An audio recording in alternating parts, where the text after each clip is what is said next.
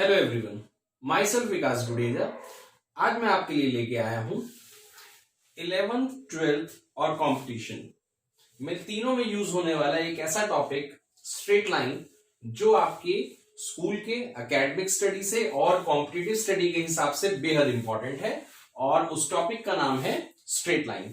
तो आज हम पढ़ने वाले हैं इसके बेसिक्स कि कैसे हम इसको समझने के लिए इसके बेसिक बिल्डअप कर सकते हैं। तो आइए स्टार्ट करते हैं। स्ट्रेट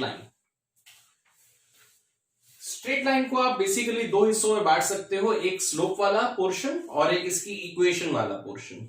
ओके, तो पहले बात करते हैं स्लोप के बारे में। किसी भी लाइन का स्लोप जो है उसके इंक्लिनेशन पे डिपेंड करता है कि आपने उसे कितना इंक्लाइन किया हुआ है। उस मेजरमेंट को हम लोग स्लोप कहते हैं। स्लोप को हम लोग m से रिप्रेजेंट करते हैं मैथमेटिक्स में। और सबसे पहला जो फॉर्मूला है स्लोप फाइंड आउट करने का वो है m equals to tan theta. अब ये थीटा क्या है? थीटा वो एंगल है जो आप x एक्सिस की पॉजिटिव डायरेक्शन के साथ थीटा वो एंगल है जिसको आप x एक्सिस की पॉजिटिव डायरेक्शन में एंटी क्लॉकवाइज सेंस में बनाते हैं। तो कुछ ज्यादा ही लैंग्वेज हो गई, आसान शब्दों में समझते हैं डायग्राम के थ्रू। अगर हम लोगों के पास ये दो एक्सिस हैं, x axis, y axis, origin यहां पे, और ये कोई लाइन है स्ट्रेट लाइन, मान लिया इसका नाम ए बी है। अब x एक्सिस की पॉजिटिव डायरेक्शन से बनेगा ये एंगल, ना कि नेगेटिव डायरेक्शन से। और एंटी क्लॉकवाइज सेंस में मतलब ये वाला जो एंगल होगा आपका, इस एंगल को हम लोग थीटा कहते हैं या इंक्लिनेशन कहते हैं। और इसका टैन लेने पर, टेंजेंट लेने पर जो वैल्यू हमें मिलेगी टैन थीटा की, जैसे tan 31/√3, tan 45 1, उसको हम लोग कहते हैं इस लाइन का स्लोप। स्लोप का मतलब इसमें कुछ ये झुकाव हो जाना, या इसमें अगर आप देखें तो अभी मैं मार्कर को यहां पर रख रहा हूं तो इसमें कोई स्लोप नहीं है। अभी यहां स्लोप हो गया, जैसे हम घर के आगे रैंप बनाते हैं, जो सीढ़ी बनाई जाती है उसमें जिस भी एंगल को हम लेते हैं उसमें जो हम लोग उसको इंक्लाइंड करते हैं उसको हम लोग उस थीटा के टैन लेने पर हमको जो वैल्यू मिलती है उसको हम लोग स्लोप कहते हैं।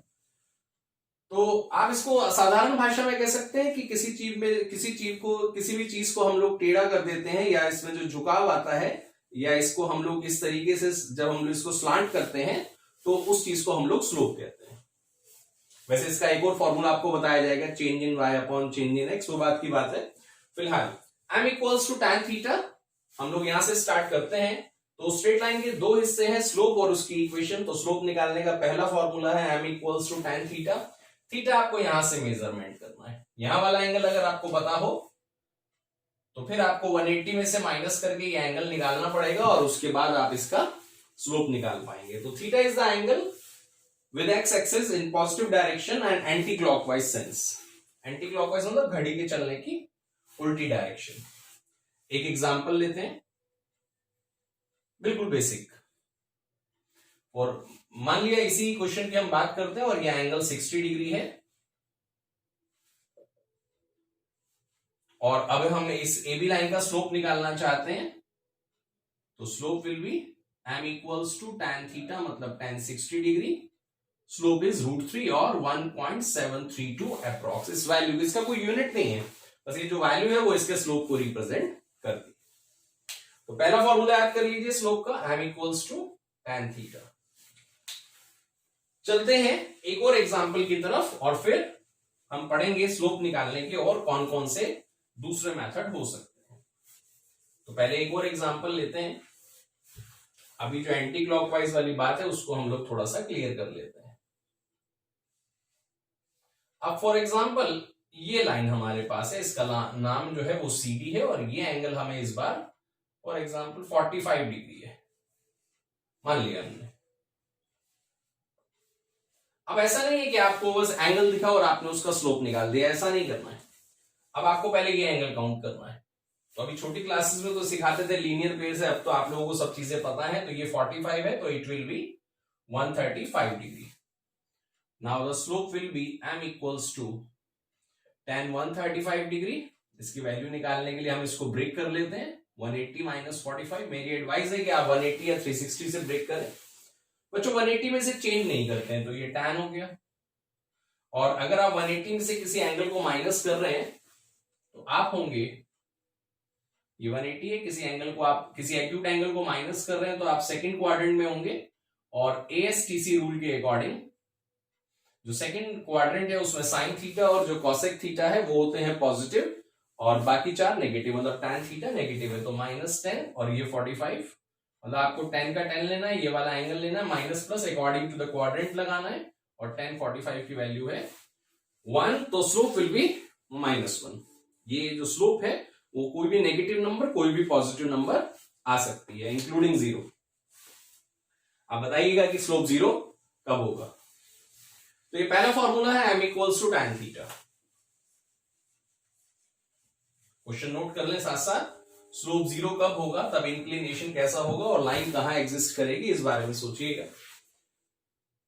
जो दूसरा जो फॉर्मूला है स्लोप निकालने का वो है m equals to y2 minus y1 upon x2 minus x1। अब इसे कब यूज करना है और कैसे करना है। अब मान लिया बिना एक्सिस के ले लेते हैं, x और y एक्सिस के। मान लिया एग्जाम में आपको पूछा जाता है कि अगर ये 1 माइनस 3 या किसी और क्वेश्चन से रिलेटेड आ जाता है, और 2 माइनस 5, एक लाइन के आपको दो पासिंग कोऑर्डिनेट पता है, दो पासिंग पॉइंट ए और बी पता है, अब आप इसका स्लोप बताइए। अब इसमें एंगल तो पता नहीं है, जो हम tan थीटा लगा लें। तो जो पहला कोऑर्डिनेट है लेफ्ट साइड पर, ये होगा x1, y1, और ये होगा x2, y2। अब आप इसका स्लोप निकालिए, y2 minus y1 upon x2 minus x1। मैंने थोड़ी देर पहले डिस्कस किया था change in y upon change in x, ये उसी का दूसरा फॉर्मेट है। तो y2 माइनस y1 तो -5, और जब -3 करेंगे माइनस -3 तो this will be +3। This is y2 minus y1 upon x2 minus x1।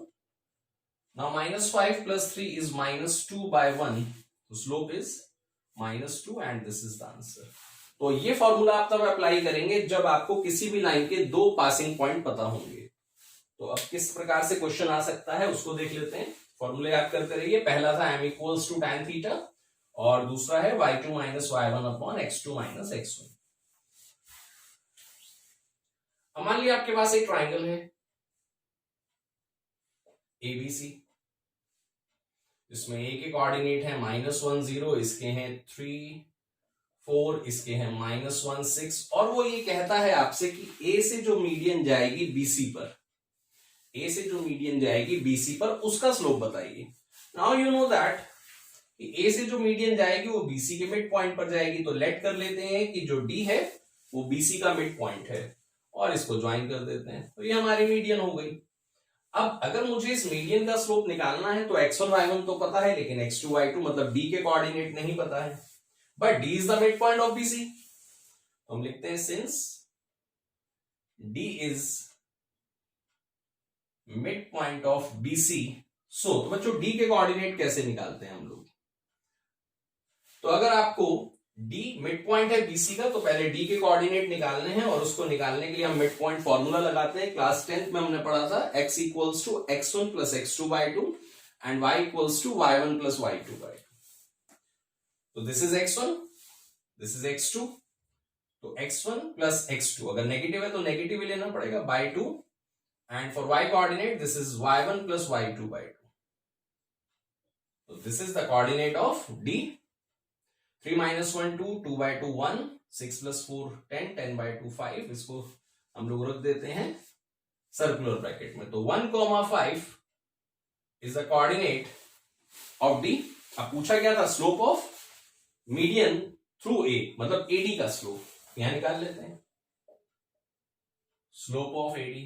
अब दो कोऑर्डिनेट पता है, तो y2 minus y1 upon x2 minus x1। अब x1 y1 x2 y2, चाहे तो आप x1 y1 x2 y2 ले लें, इससे कोई फर्क नहीं पड़ेगा क्वेश्चन में। तो मैं लेता हूं x1 y1 x2 y2, तो y2 माइनस y1 तो 5 minus 0 upon x2 minus x1 1, और दिस ये -1 है तो 1, फिर माइनस -1, दिस इज +1।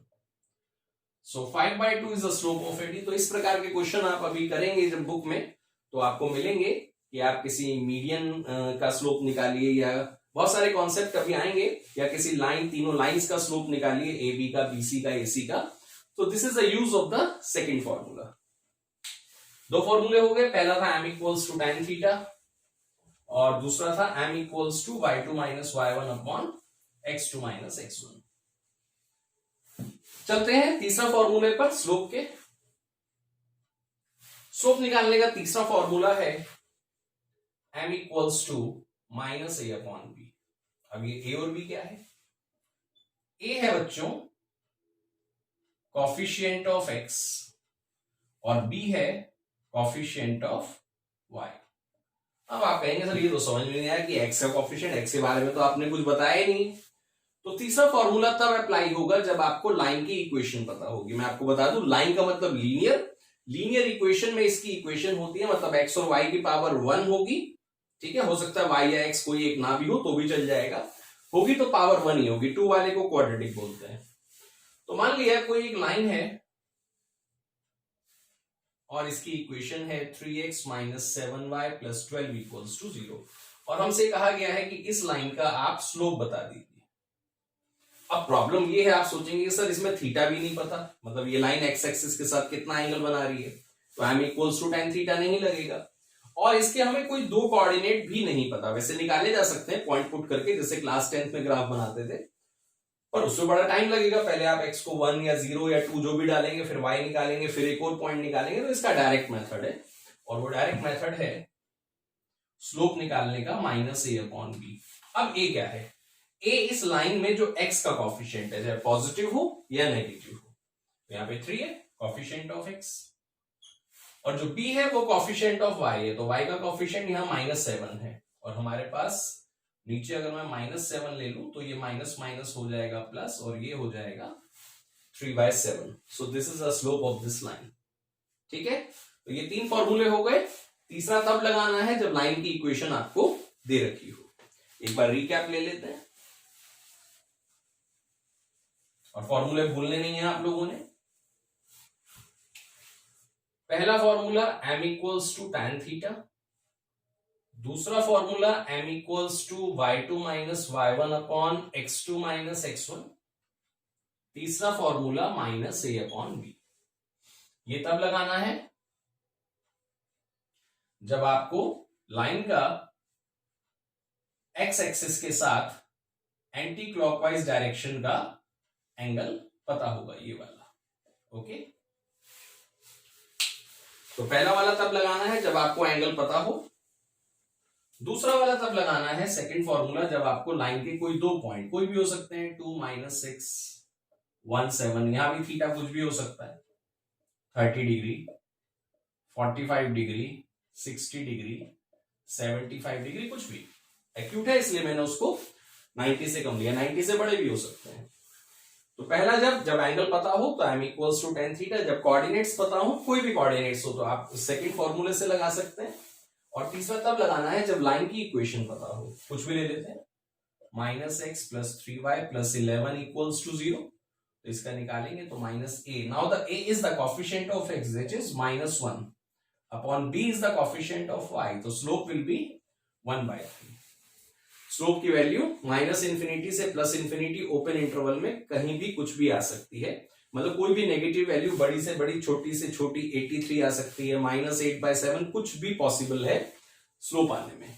तो ये आज का टॉपिक था जो आपको काम आएगा 11th अपने स्कूल में, 12th में कंपटीशन के एग्जाम्स में। और ये है स्ट्रेट लाइन का शुरुआत का सबसे पहला टॉपिक स्लोप। तो आप इसको तैयार करिए और हम अगली वीडियो में देखेंगे इसके आगे ये कॉन्सेप्ट। Thank you.